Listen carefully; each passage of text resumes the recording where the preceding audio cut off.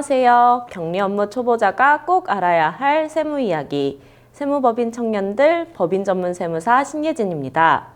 두 번째 시간으로 준비한 강의 주제는 꼭 알아야 할 기초 세무 용어입니다. 그럼 강의 시작하도록 하겠습니다. 첫 번째 용어는 가산세와 가산금입니다. 가산세 보기만 해도 벌벌 떨리는 용어죠. 자, 가산세가 무엇인지 보도록 하겠습니다. 납세 의무 불이행에 대해서 가해지는 벌과금이다. 이렇게 써져 있는데 쉽게 말해서는 제때 신고하지 않고 제때 납부하지 않았을 때 부과되는 벌금이다. 이렇게 생각해 주시면 되십니다. 무신고 가산세의 경우에는 20%, 이 20%는 납부할 세액을 기준으로 하는데요. 예를 들어서 부가세를 신고 납부해야 하는데 우리가 부가세를 납부할 세액이 없다. 이러면 신고를 하지 않아도 가산세가 나오지는 않습니다. 네. 그래서 무신고하는 경우에는 부가세든지 소득세든지 법인세든지 다 20% 납부세액의 기준에서 나오게 된다는 것 알아두시면 좋을 것 같고요. 다음에 무신고 말고 우리가 적정하게 신고해야 할 부가세 금액을 적게 신고했을 때 이런 걸 과소신고라고 하는데 과소신고 가산세는 10%입니다. 이것도 마찬가지로 납부세액을 기준으로 계산이 돼요. 다음에 납부가산세라는 게 있는데요. 지금 말씀드린 건 신고와 관련된 가산세이고 납부를 제때 하지 않았다. 신고는 기한 내에 제대로 했는데 납부를 제대로 하지 않았다 하면 납부가산세라는 게 붙어요. 이거는 매일매일 내가 하루가 늦어지면 하루에 0.025%가 붙는 거예요. 그래서 하루 두 번째 날에는 이틀에 0.025% 이런 식으로 계산이 되거든요. 그래서 이 두 가지 가산세는 가장 중요하고 기본적인 세액이니까 가산세니까 세율 정도는 기억해 놓으신 게 좋을 것 같습니다. 그다음에 여기 무신고 가산세에 수익 금액의 0.07%라고 적혀 있는 게 있는데 이건 뭐냐면 예를 들어서 법인세 같은 경우에 결손인 법인들이 있어요. 쉽게 말해서 비용이 더 많아서 회사의 이익이 아닌 결손이 났다는 의미인데 그런 경우에 법인세를 신고를 안 했다. 그러면 제가 이 무신고 가산세가 뭐를 기준으로 가산세가 매겨진다고 했죠?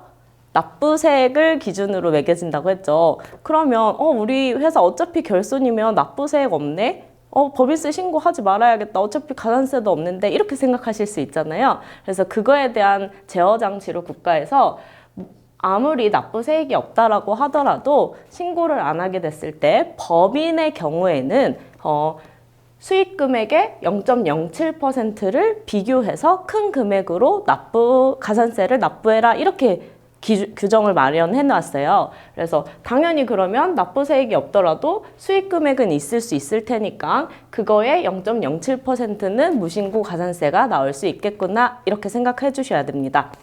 그래서 법인과 그다음에 복식부기 대상자의 개인 사업자는 이렇게 수익금액의 0.07%의 무신고 가산세도 있다라는 거 기억해 주세요.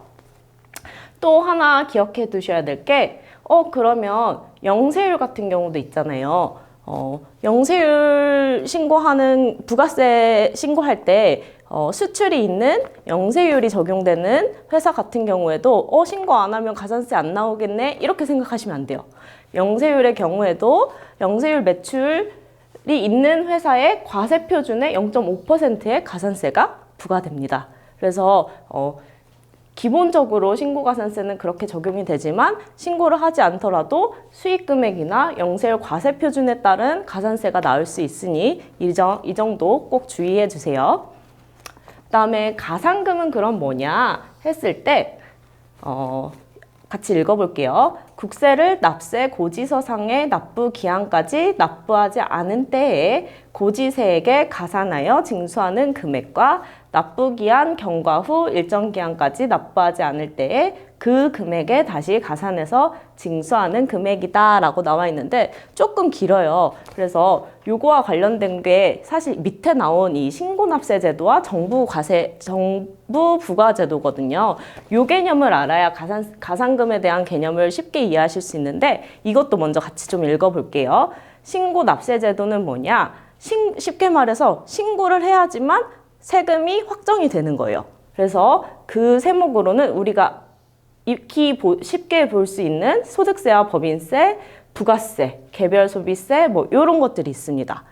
그럼 정부 부가가세 제도는 무엇이냐 하면 납세자가 보통은 신고 납부를 하면서 세금이 확정되는 신고 납세 제도와는 별개로 대표적으로 상속증여세처럼 비록 납세자가 세금을 신고는 하지만 그때 세금이 확정되는 게 아니라 정부 과세관청에서 세금을 계산을 해서 너의 세금은 이만큼이야 라고 해서 확정을 내려주는 고지서가 나옴으로써 세금이 확정되거든요. 그래서 그런 제도를 정부 부가제도라고 해요. 그래서 그 다음번 여기 종부세나 재산세 같은 것도 대표적으로 법인에서 자산 가지고 있는 법인들 있잖아요. 그런 회사 같은 경우에 우리 종부세랑 재산세는 따로 신고하지 않죠. 이런 거는 정부에서 또는 세무서에서 구청에서 날라오는 고지서대로 그 고지에 의한 납부 기한에 납부를 하죠. 고지서상에 보면은 고지 납부 기한이라는 게 있는데요. 그 납부 기한에 제때 세금을 납부하지 않은 경우에 더해서 내는 금액이 가산금입니다. 그래서 여기에 고지서상의 납부 기한까지 납부하지 않은 때에 고지세액에 가산하여 징수하는 금액이다 라고 써져 있죠. 이제는 정부 부가 제도를 설명했기 때문에 이 말이 이해가 되실 것 같아요. 다음으로 넘어가겠습니다. 다음은 간이과세자입니다. 사업자에는 여러 종류가 있는데 일반적으로 간이사업자, 그 다음에 일반과세자, 그 다음에 면세사업자, 과세사업자 이렇게 구분이 돼요. 간이과세자는 그럼 뭐냐? 연간 공급대가가 8천만 원 미만인, 여기 미만이 빠졌네요. 미만인 개인 사업자로 광업, 제조업, 도소매업, 부동산 매매업, 전문직 사업자업 또는 이거는 업종과 관련된 건데 강남 지역에서 그 사업을 영위하는 사람들은 배제가 돼요. 그래서 다시 한번 정리하면 연간 공급대가, 즉 그 부가세가 포함된 매출액이 8천만 원 미만인 사업자를 의미합니다. 이거 제가 여기서 보면 4,800에서 화살표시 8천만 원이라고 표기를 했는데 2021년부터 기준이 원래 당초에 4,800만 원이었는데 8천만 원으로 기준이 상향됐어요.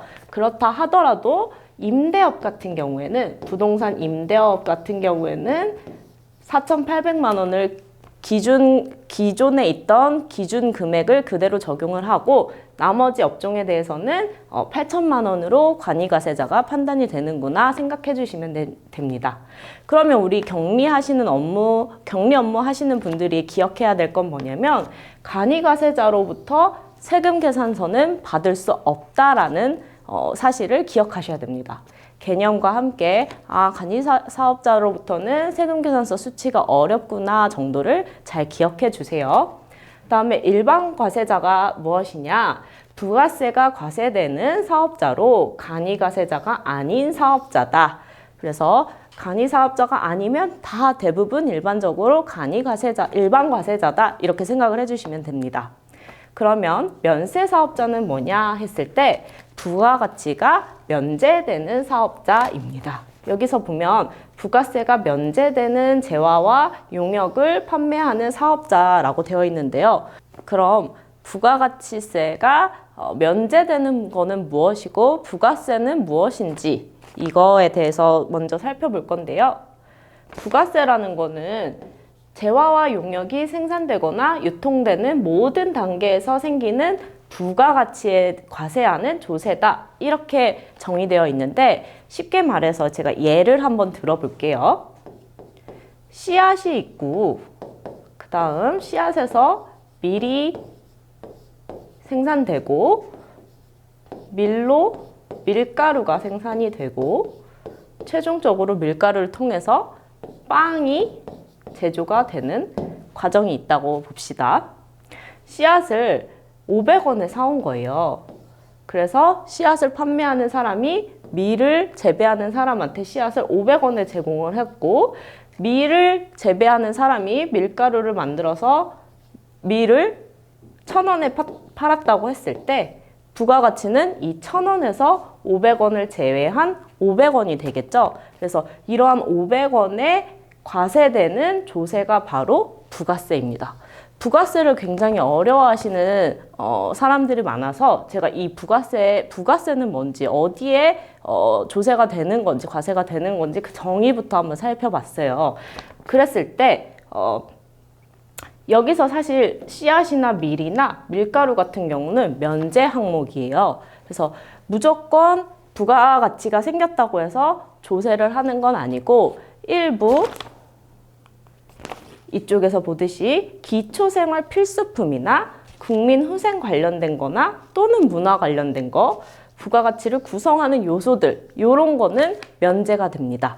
그래서 대표적인 예로 기초생활 필수품에는 우리 의식주 있죠, 의식주. 그 중에서 의는 빼고 식료품, 미가공 식료품 또는 그다음에 주택 임대 같은 것들, 이런 거는 부가세가 면제된다고 보시면 됩니다. 그다음에 국민후생 관련된 거는 우리 아프면 병원 가죠. 병원 갔을 때는 부가세가 붙지 않아요. 그래서 그런 것과 관련된 거는 부가가치가 면제된다. 문화 관련해서는 대표적인 게 도서 기억하시면 좋을 것 같고요. 부가가치 구성 요소가 뭐냐 하면은 우리 돈, 금융 관련된 거 있잖아요. 그 다음에 땅, 토지를 판매하게 되는 경우에는 부가세가 과세되지 않습니다. 그래서 이러한 면세 항목을 판매하는 사업자를 면세 사업자라고 합니다. 반대로 과세 사업자는 당연히 면세 항목이 아닌 나머지 재화 용역을 판매하는 사업자겠죠. 다음 부가세 봤으니 소득에 대한 세목을 좀 같이 살펴볼 건데요. 개인 종합소득세가 있고 법인세가 있습니다. 이 두 가지 모두 뭔가를 우리가 팔거나 사업을 영위하면서 발생된 수입에 대해 조세가 되는 과세가 되는 세목이거든요. 그래서 개인의 경우에는 소득세가, 법인의 경우에는 법인세가 부과된다고 생각하시면 됩니다. 그래서 개인에게 귀속되어 발생된 소득을 종합하여 과세하는 세목이다, 이렇게 되어 있죠. 그래서 끝에서 볼 중요한 단어가 누진세라는 단어가 있습니다. 이 누진세의 개념에 대해서도 알아두시면 좋은데요. 누진세는 소득 구간별로 세율이 달라지는 걸 의미합니다. 그 개념을 여기 법인세 세율로 우리 한번 적용을 해서 설명을 드릴게요. 2억, 그 다음에 200억, 그 다음에 3천억. 이렇게 기준을 해서 과세되는 소득이 2억이 아래면 10% 세율이 부과가 되고요. 2억을 초과하고 200억이 아래면 20%의 세율이 부과가 됩니다. 그 다음에 200억을 초과하는 경우에는 22%의 세율이 부과가 되고요. 3천억을 초과하는 구간은 25% 세율이 부과가 됩니다. 이랬을 때 단순히 2억을 넘었다, 내 과세 표준이 3억이다 했을 때 3억의 20% 이런 식으로 세금이 매겨지는 게 아니라 내 과세 표준이 3억이라고 하더라도 2억 아래까지는 10%의 세금이 부과가 되고요. 2억 넘는 금액 1억에 대해서만 20%의 세금이 부과가 됩니다. 그래서 2억까지 10% 2천만 원에 추가 1억에서 20% 해서 2천만 원, 총 4천만 원의 세금이 부과가 되는 거죠. 과세표준 3억의 경우에. 그래서 이렇게 소득 구간별로 세율이 다르게 적용되는 거를 누진세라고 합니다. 그래서 법인세와 소득세, 그 다음에 법인세율까지 같이 한번 살펴보았습니다.